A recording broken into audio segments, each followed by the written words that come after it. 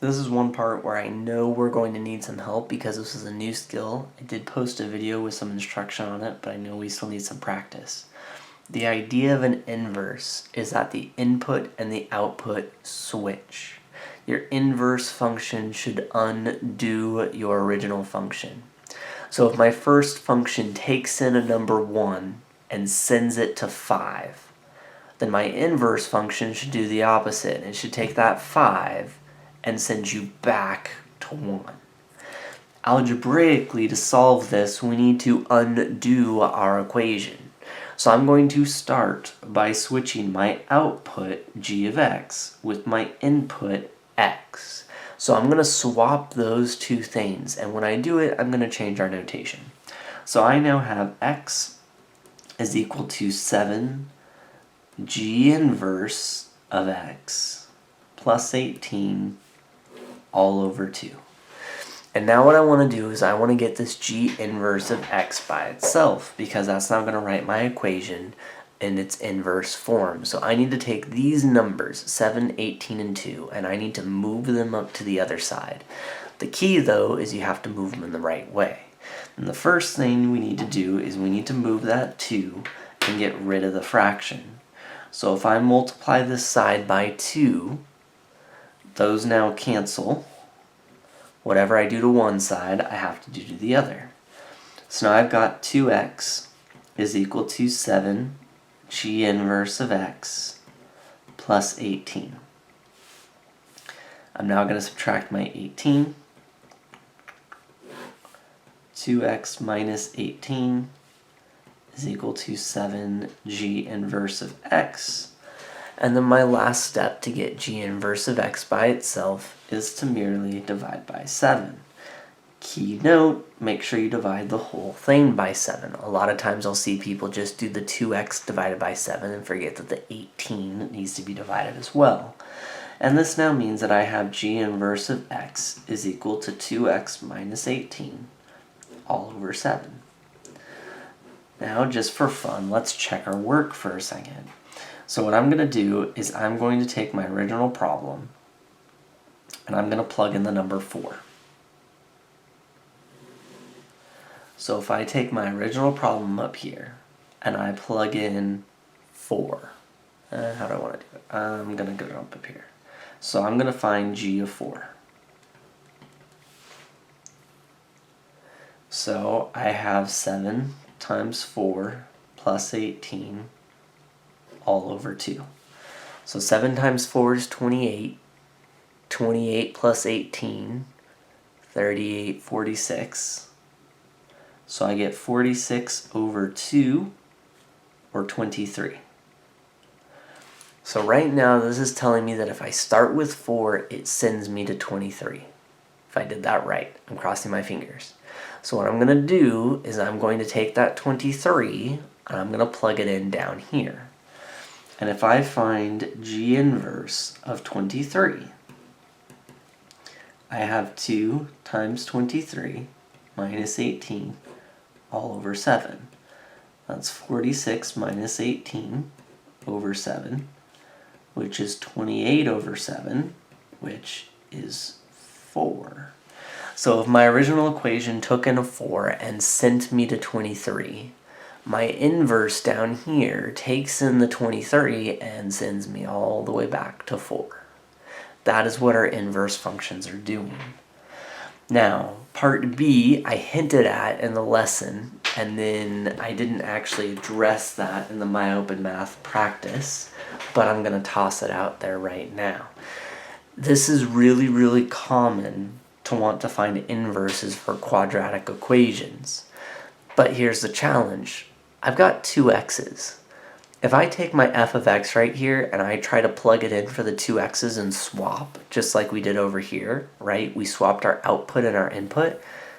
Well, now that f of x is there twice. And if I wanted to get it by itself, that's really awkward and to a certain degree not possible.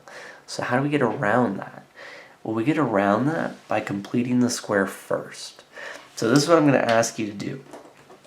As a good practice, I want you to take a moment and I want you to try to complete the square to write this in vertex form. And I want you to take a moment and try to do that before you watch the rest of this video. Either way, I'm going to jump right in. So I'm going to put x's or parentheses around my x terms, and then I need to pull out my GCF, or that number in front of x squared. And I'm just going to pull the number out of x squared. So I'm going to pull that number 3 out, and I'm left with x squared plus 6x and a minus 28. 3 times 6 is 18, so that checks out. I now take the number in front of x, that's a 6. I do 6 divided by 2 is 3. 3 squared is 9.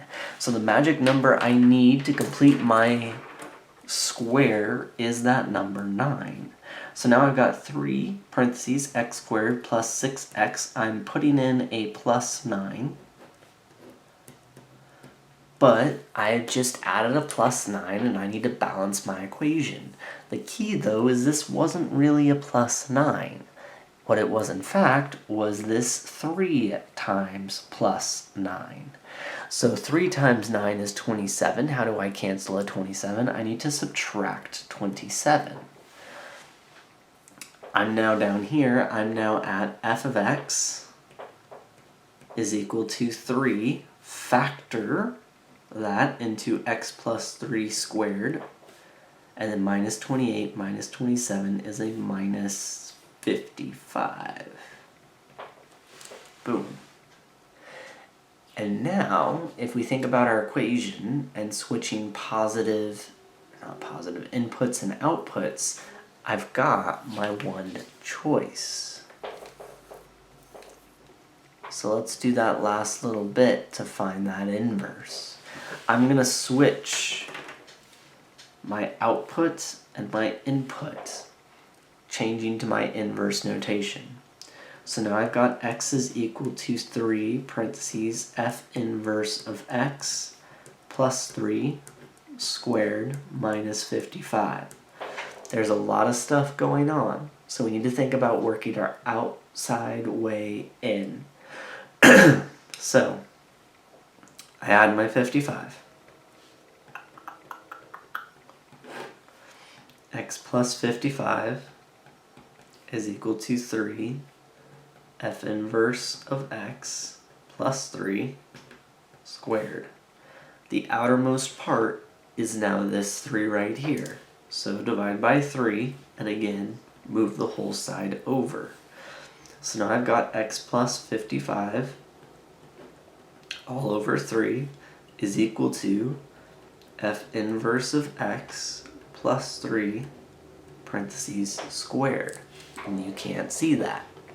Hey yo. Well, outermost part is now a squared part. How do we undo a square? We take a square root. So we're going to take the square root of both sides. And let's see who remembers. If I take the square root and a variable's involved, what do I have to put?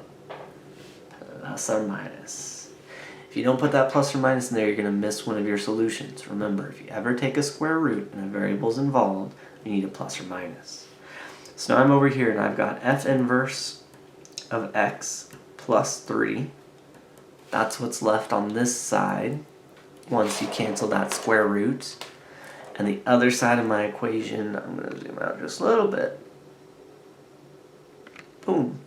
Is going to be plus or minus the square root of x plus 55 all over 3. Last thing I need to do is subtract that 3 on over. I'm going to leave that minus 3 in front because I don't want to confuse what is under my square root or not. So I've got negative 3 plus or minus x plus 55 all over 3. This equation right here is the inverse. Excuse me. It's dusty. Of the original one we started with. So just like in the first problem where 4 went to 23 and the inverse sent 23 back to 4, you could do that with this problem right here and try that. Plug a number in for x, see what you get back. Take what you get back, plug it into this guy, and see if it doesn't send you back to where you started.